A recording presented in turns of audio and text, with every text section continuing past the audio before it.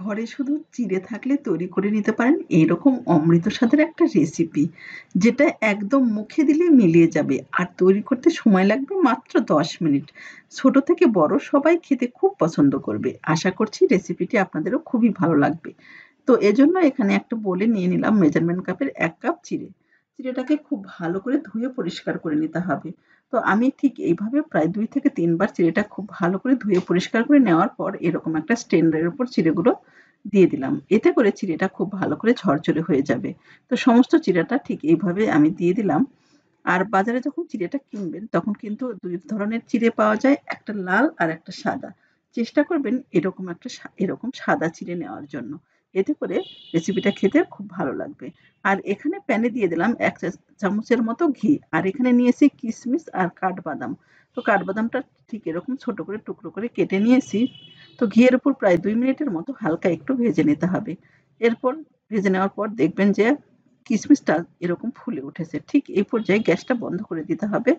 আর এখানে কিশমিশ আর বাদামটা উঠিয়ে নিতে হবে। তো আমি এখানে কিশমিশ আর বাদামটা উঠিয়ে নিলাম। তো উঠিয়ে নেওয়ার পর আমি প্যানে দিয়ে দিলাম আরো ১ চা চামচের মতো ঘি। আর এখানে দিয়ে দিচ্ছি চিড়ে। চিড়েটা দেওয়ার পর ঘিয়ের উপর প্রায় মিনিট ২ এর মতো হালকা একটু ভেজে নিতে হবে। খুব বেশি সময় নিয়ে ভাজার প্রয়োজন নেই। হালকা প্রায় ১ থেকে ২ মিনিটের মতো চিড়েটা ভেজে নিতে হবে। এতে করে চিড়েটা ঝরঝরে হবে।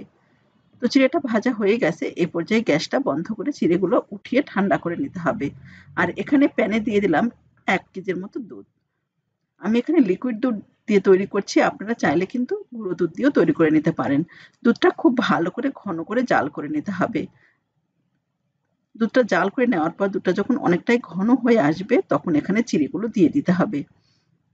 চিড়েগুলো দিয়ে প্রায় ৩ থেকে ৪ মিনিটের মতো একটু ফুটিয়ে নিতে হবে। চিড়েগুলো সেদ্ধ হতে খুব বেশি সময় লাগে না। প্রায় ৩-৪ মিনিটের মতো একটু ফুটিয়ে নিলে কিন্তু চিড়েটা সেদ্ধ হয়ে যাবে। তো চিড়েটা সেদ্ধ হয়ে গেছে। এই পর্যায়ে এখানে দিয়ে দিতে হবে চিনি। আমি এখানে প্রায় ২০০ গ্রামের মতো চিনি দিলাম। চিনিটা আপনাদের টেস্ট মতো দেবেন। চিনিটা দেওয়ার পর খুব ভালো করে মিশিয়ে নিতে হবে এবং চিনিটা যখন গলে যাবে তখন এখানে কিশমিশ আর বাদামগুলো দিয়ে দিতে হবে। তো ঠিক এই পর্যায়ে আমি কিশমিশ আর বাদামগুলো দিয়ে দিলাম। এটাও খুব ভালো করে মিশিয়ে নেব। আর এখানে নামানোর ঠিক আগ মুহূর্তে এখানে দিয়ে দিব গুঁড়ো দুধ। আপনারা চাইলে কিন্তু এখানে গুঁড়ো দুধটা নাও দিতে পারেন। দিলে টেস্টটা ভালো হবে। দিয়ে খুব ভালো করে মিশিয়ে নেওয়ার পর গ্যাসটা বন্ধ করে দিলাম। আমার কিন্তু একদম রেডি এরকম একটা সুস্বাদু চিড়ের পায়েস, যেটা খেতে সবাই পছন্দ করবে। আর দেখলেনই তো তৈরি করা কতটা সহজ। অবশ্যই এইভাবে ট্রাই করবেন। আশা করছি আপনাদেরও ভালো লাগবে। আর ভালো লাগলে প্লিজ চ্যানেলটা সাবস্ক্রাইব করে অল অপশন সিলেক্ট করে পাশে থাকবেন।